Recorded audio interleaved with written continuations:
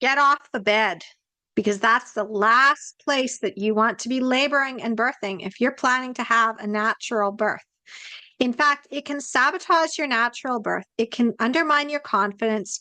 It can lead to more unnecessary pain, intervention, and even lead to a C-section. Unless you follow what I'm going to be teaching you inside of this masterclass. Hi, my name is Carly Bonderud, and this is the Empowered Birth Series, where I go deep into everything that you need to know to plan and get your empowered, true natural birth. And if you've been following along with this series, then you know that we are going into the 20 natural birth traps. And trap number 16 on our list is staying in bed. So, first of all, if you're new to this series, you might be wondering, what is a natural birth trap? Well, it's exactly what it sounds like. It is a trap that you fall into when you are trying to plan a natural birth that leads to you getting the complete opposite. Many moms basically go in thinking, I'm going to have a natural birth. And you read the birth books, you maybe take a few courses, you hire a midwife, or you hire a care provider who supports natural birth, or so you think. You might even have a doula. But then something happens along the way, either within your pregnancy or during labor itself. And suddenly labor becomes more difficult, more painful, and more traumatic than you were expecting. And you wonder, well, what happened? Well, what happened is you may have fallen into one of these natural birth traps. And I've listed 20 of them, but there are so many more. You see, our medical system and our birth culture is basically set up with the idea that your body is broken and defective and that birth is a medical event. So when you are going in with that mindset, what that does is you typically go and labor in the bed. Think about all the times that you see birth on TV. Where are they? They're usually in the bed, right? But this is the worst place to be birthing and to be laboring because it doesn't actually support the physiological process. There is a reason that a lot of home birth moms end up choosing water birth, or they end up birthing their babies somewhere other than the bed. And there's also a reason why a lot of hospital births where mom is on the bed end up being very painful, very traumatic, and leading to more interventions and even tearing. And inside of this masterclass, I'm going to go into the context around staying in bed so that you can recognize how this is a trap, how it undermines your confidence, and what to basically do so that you either avoid this or make it more likely that you're going to have a more natural birth. Because, sometimes you do need to be in the bed, and most of the time you don't. And part of my actual experience in the hospital was that I did not want to be on the bed. I knew because of my education that the bed was not the place for a natural birth to happen and to not have those interventions that I didn't want. So within this masterclass, if you are new to me, then you probably are wondering, is this a big fluff video? And are you going to tell me at the end to buy my course? If you have been following me, then you know that that's not how we work here at Empowering Moms. Information is free, and I only charge for access to me and my team. So how these masterclasses work is I want you to go through it as if you were paying for it, as if you had actually plunked down $97 to sit for an hour with me and say, hey, I want to learn everything there is to know about basically avoiding the bed and why it's such a natural birth trap. And I said, okay, sure, come to this class that I'm running. And you paid money to be here. So you're going to want to take notes. You see, this is the do-it-yourself path. I have 3 paths to getting the empowered birth method, and this is one of them, which is the do-it-yourself path. The reason I'm putting it out is because I believe that information needs to be accessible to everyone. And not everybody can afford a book or they don't have the resources. Sometimes it's between buying a book and getting a bunch of groceries. Groceries are getting expensive. And maybe it's not that. Maybe money isn't an issue, but time is an issue for you. And, you just don't have time to set up another coaching session at this present time. Or maybe it's that you want to invest in coaching or you want to get a course, but at the same time, you want to make sure that your money is going to be invested properly. Again, that is why I have the do-it-yourself path. So you're going to get a sample of what it's like basically to work with me. I'm going to lay it all out for you. And if you are not familiar, then you also will want to check out the True Natural Birth Guide on my website. Go to empoweringmomsbirth.com/start guide, and that will give you the overview baseline of what Empowering Moms is all about. So how these masterclasses basically work is I'm going to go deep, okay? So if you do not have time currently to sit down for at least an hour, or you're going to be distracted, you're probably going to want to come back to this later. You can also go check the description of this video. If a transcript has already been put in as a PDF guide, then you can just go and download that. But sometimes our software doesn't always work out the way we planned, and we can't plan for every single snafu that comes up. We don't own the technology. So there have been times in the past, and there probably will be times in the future, where our transcription software just doesn't want to work. And if that happens and we don't have the transcript, that doesn't mean that it won't ever be available. It just means it's not ready for now.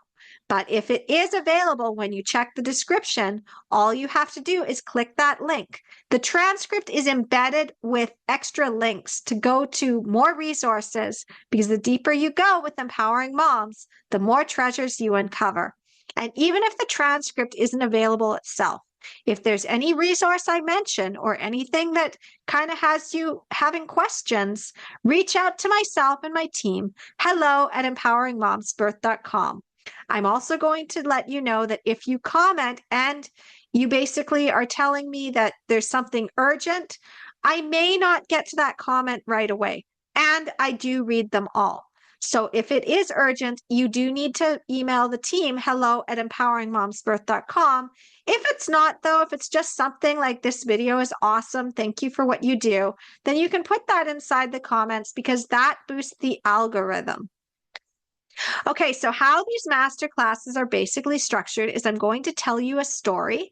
Then I'm going to tell you how this undermines your confidence, sabotages your natural birth, and leads to unnecessary interventions. Because part of Empowering Moms, the empowered birth method, is we aim for a true natural birth and we pull back and use our backup plans only as much as needed.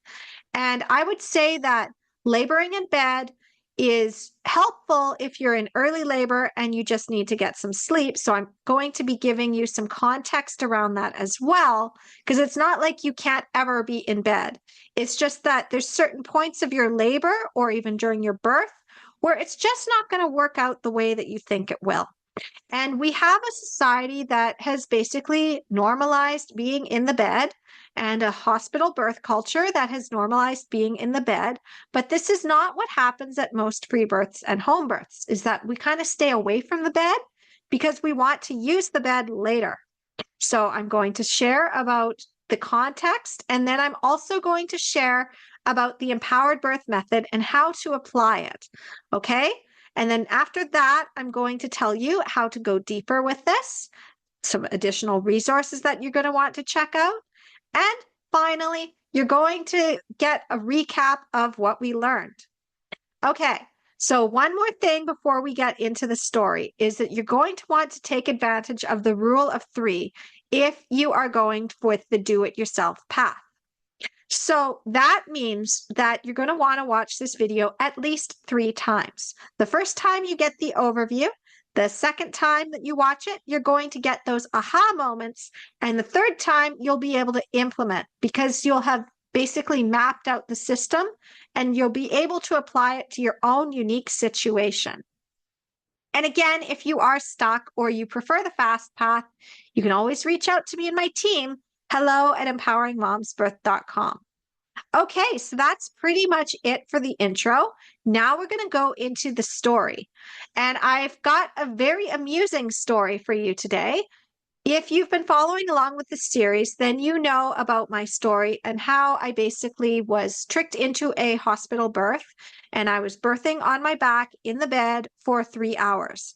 And the whole time I was afraid that I was going to get cut and I couldn't move properly. So that was why I didn't want to be on the bed. And it is also part of where my trauma came from. Now, another mom who was working with me as a rally coordinator way back in 2014 and 2015 also had been confined to the bed. She had been induced. Her name is Christine. You can read about her story inside of Your Empowered Birth.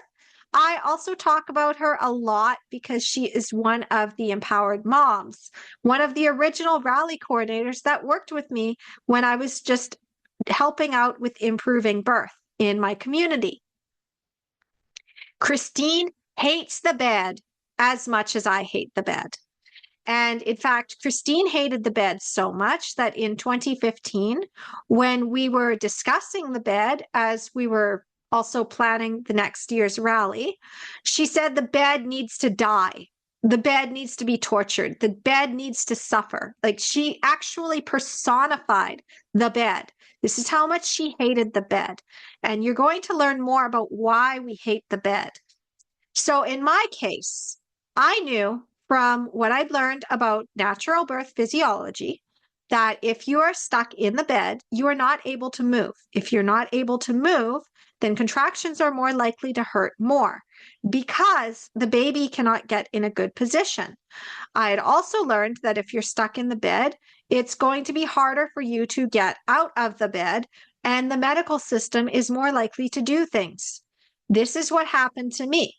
I had been laboring in the tub for much of my labor, but when I started pushing, they pulled me from the tub.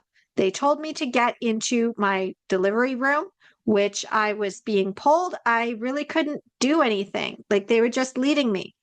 When you're in labor and you're in a lot of pain and they are making you take those steps, it's really hard to resist. And my partner at the time had decided to go to the bathroom. So there was nobody to stand as a bodyguard. This is important. So as I was being pulled to this bed, they then told me to get onto the bed. But I really didn't want to, and I was resisting. And also the bed was very high up, and I'm short. And my baby was down near the birth canal, so lifting my leg wasn't really possible. Now, the midwife and the nurse were not able to lift me up onto the bed, but my partner at the time was very, very strong. So he walked into the room. He saw they were trying to get me on the bed. And he's like, "Oh, where do you want her?" And they're like, "We need you to put her up here." And then he picked me up and he put me on the bed. That's a whole other story on partner support and training up your partner. But what this did is now I was stuck on this bed where I was also unable to lean forward like I needed to. I no longer had gravity working for me. So I was trying to get on my side and they wanted me to push, and I was not actually ready to push, and it wasn't effective for them. So then they had me semi-sitting on my back. This is the absolute worst position to be in. It narrows the pelvic outlet. And because it was also narrowing the pelvic outlet and I was pushing uphill, I ended up pushing for 3 hours. The other thing is that they were able to hold my legs. So I couldn't get any higher up on the incline of the bed to let gravity work for me. I was basically a turtle on my back. Like, I mean, when you're heavily pregnant, you already know what a struggle it is to get off of your back if you've accidentally rolled onto your back, right? Well, imagine being on a very narrow bed and you don't have the space to really roll over onto your hands and knees.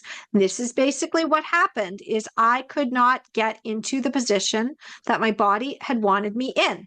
My body had told me, lean over the bed and squat down. And the hospital staff, the nurse and the midwife were like, no. And they pulled me up onto the bed. This is why I hate the bed. Christine hates the bed for similar reasons because, again, if you are on the bed, on your back, and contractions are going, it is more painful. Now, say you are in early labor, because this happened with me, and you really just need to get some sleep. Obviously, being on the bed is not that big of a deal because you want to sleep, right? But you don't necessarily want to be on your back. Instead, you might want to do a modified child's pose from yoga in order to basically get a little bit more sleep and have baby cradled into your pelvis. If for whatever reason you are on your back, and we'll get into this in another masterclass, you will need to shake your leg through that contraction because being on the bed, it's just not comfortable. Okay? So understanding this, for Christine, being on the bed restricted her movements, and she ended up with the fetal monitor, and she had the IV, and she had the epidural, and she ended up with a C-section. For me being on the bed, I couldn't get into a good position to push, and it took 3 hours. So now that you understand just how uncomfortable the bed is for birth, I'm also going to share about how this is a trap. So the bed being incredibly uncomfortable for labor and you not being able to get into a good position means that you may not dilate fast. You may end up slowing dilation. You may also have baby not in a very good position, which can lead to back labor. This is also going to be more painful because, again, you are not able to move around freely on the bed. So it undermines your confidence and has you thinking that you can't cope with labor and that maybe you need something for the pain. Instead of recognizing that maybe you just need to get off the bed and start dancing, start swaying your hips, crouch down onto the floor, get into a squat position on the floor, whatever you need to do. I mean, there's been moms who have taken the bedding and thrown it onto the floor and then gotten onto the mattress. And including in my home birth, I had chosen to have the mattress on the floor in the living room. Now, this was not available the night that I actually gave birth to my daughter, but it was available the night before. And I did utilize that mattress quite a lot. So how this then leads to unnecessary interventions. If you're on the bed and you're not feeling comfortable, they're going to suggest the epidural. They're more likely to be able to hold you down or have somebody else hold you down and force vaginal exams. If you happen to be in a very toxic hospital, this happens. You have to be aware this happens.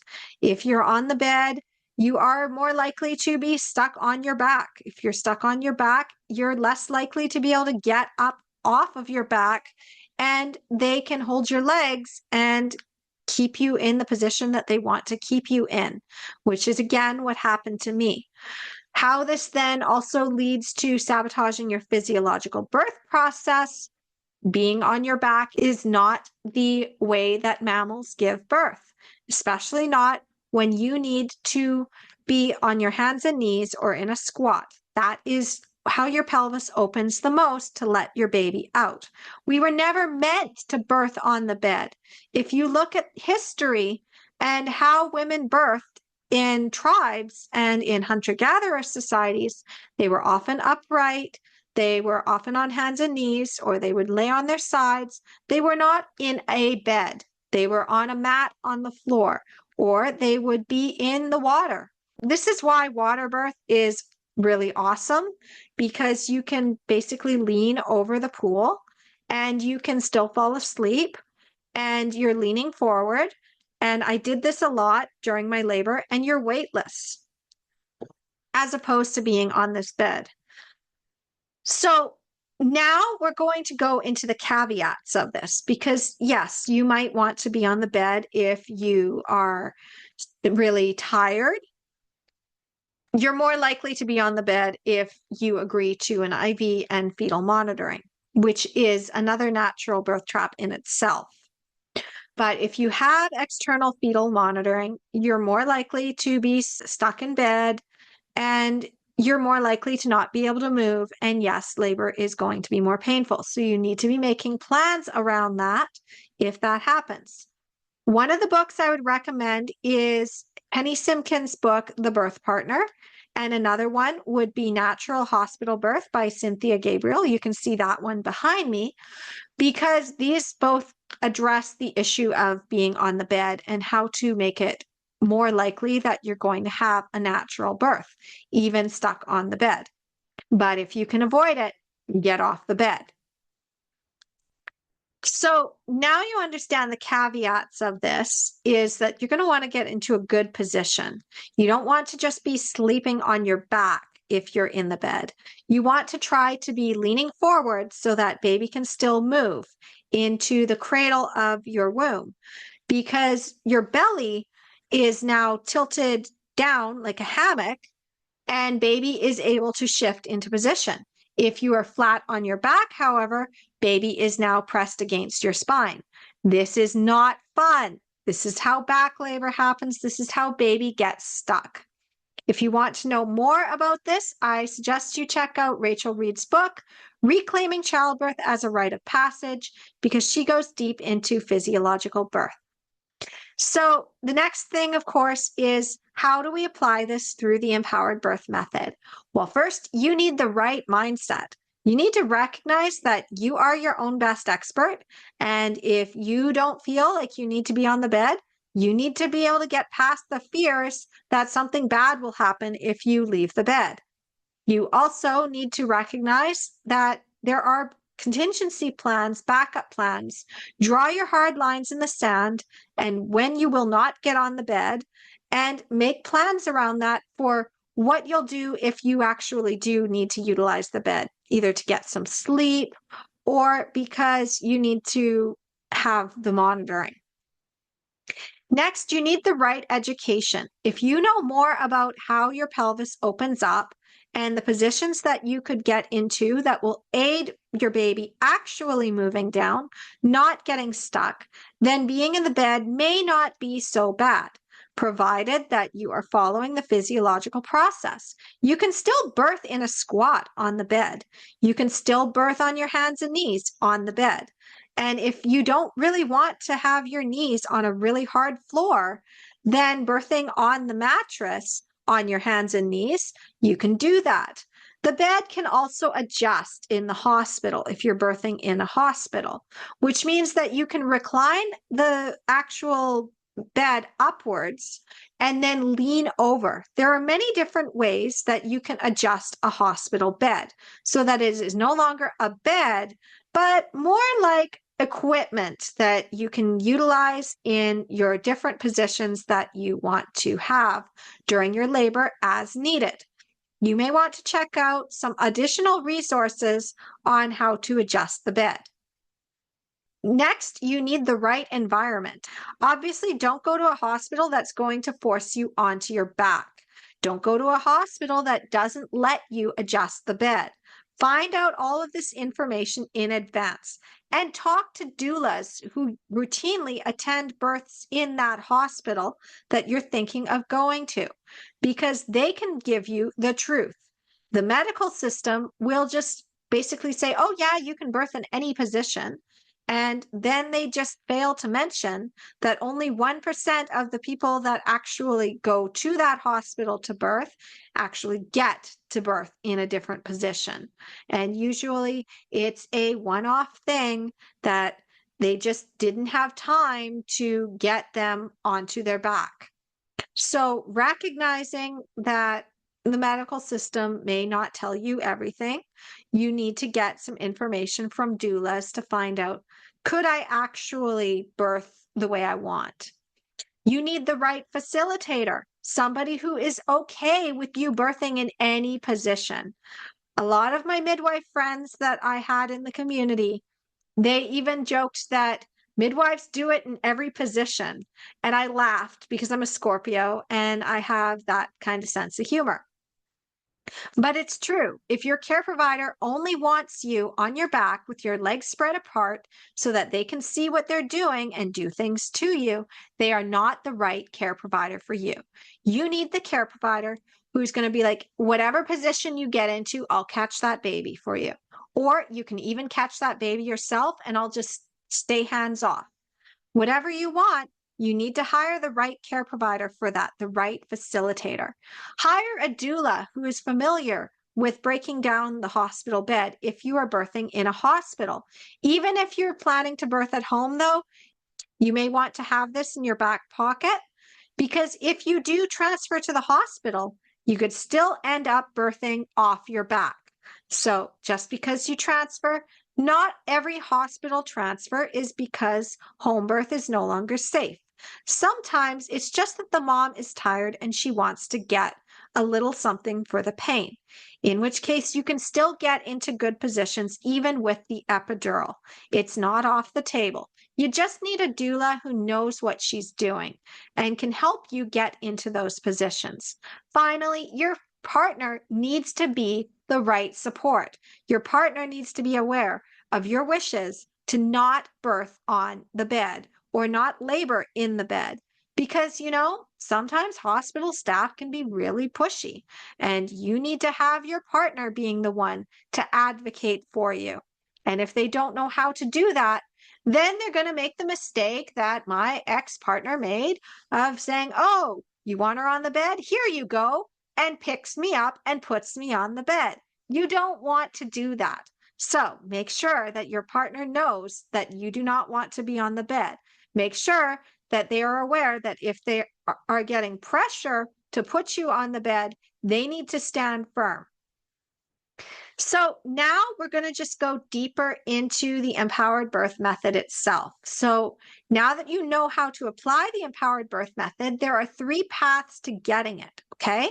So the first path is the do-it-yourself path. Just keep watching these videos. Make sure you cover every natural birth trap, because a lot of them build on each other.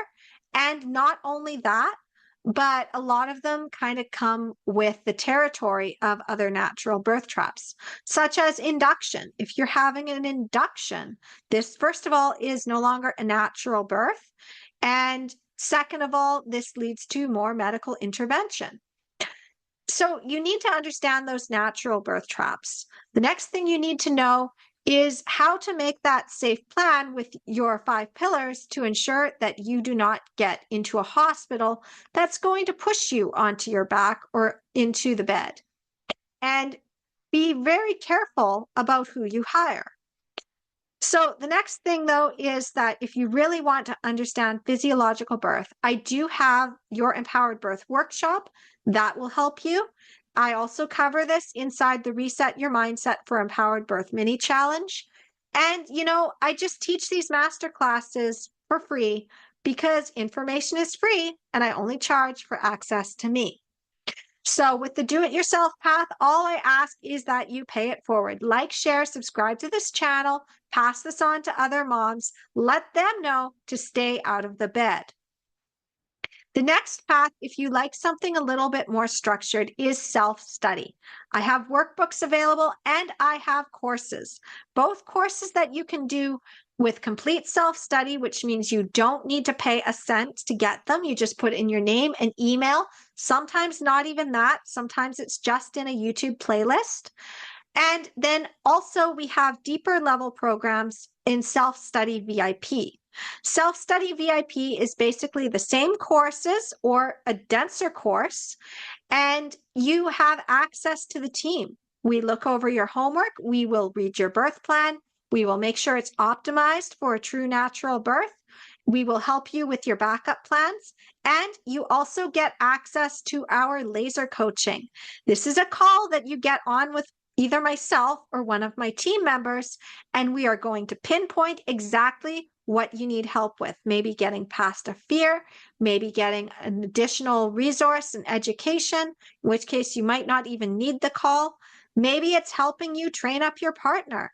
Maybe it's helping you advocate for yourself strongly in the medical system. A lot of the things that we cover within the Empowered Birth Method, you can do it yourself. However, if you do like that fast track, then that is where the laser coaching comes in. Because path number 3, premium coaching, we don't work with everyone who comes to us. Unless you have basically opted in to self-study VIP, in which case you are guaranteed to be able to have that call, we basically are going to assess whether you need it. And if you don't need it, we're going to give you a free resource because we want you to be investing your time wisely. We want you to be investing your money wisely. If you don't have enough to pay for coaching, I'm not going to allow you to get that call. I will find something else, or I will create something else for you. Because if you can't afford it, then you can do one of the other options. I don't want to leave you behind. So again, with Empowering Moms, information is free and I only charge for access to me. I can also refer you out to somebody who's a little bit less expensive. So that is an option as well. And as I continue to grow Empowering Moms, there will be more options for laser coaching with my coaching queens.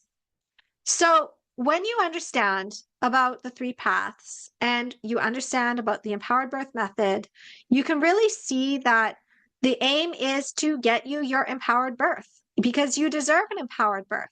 Every birth can and should be a beautiful and empowering experience. And if you found value in this, please like, share, subscribe to our channel, pay it forward, pass this on to other moms because a drop in the ocean creates ripples. Many ripples create waves, and enough waves can change the tide.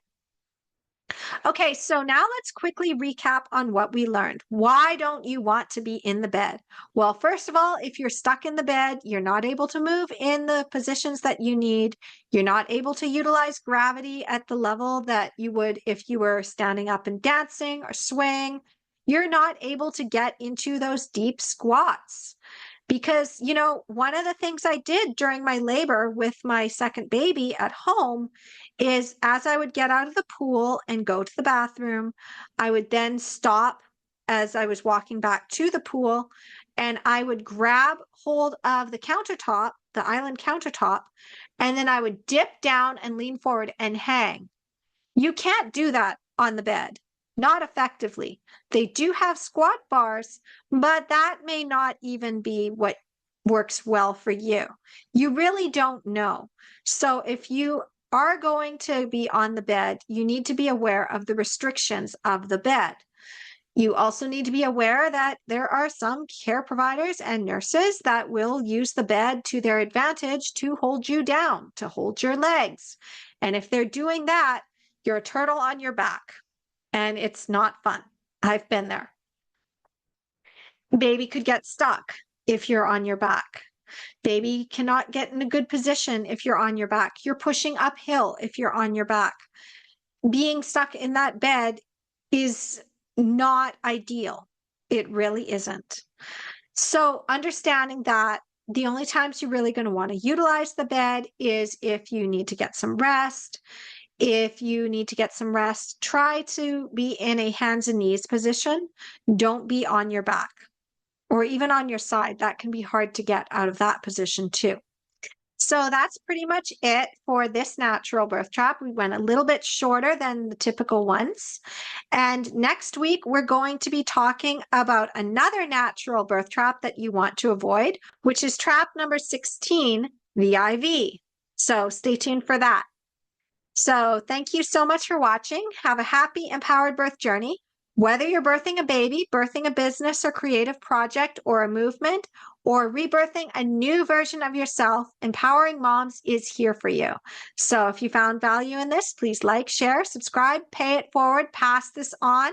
A drop in the ocean creates ripples. Many ripples create waves, and enough waves can change the tide. And here at Empowering Moms, we're all about changing the tide. So thank you again, and I will see you next week. Namaste.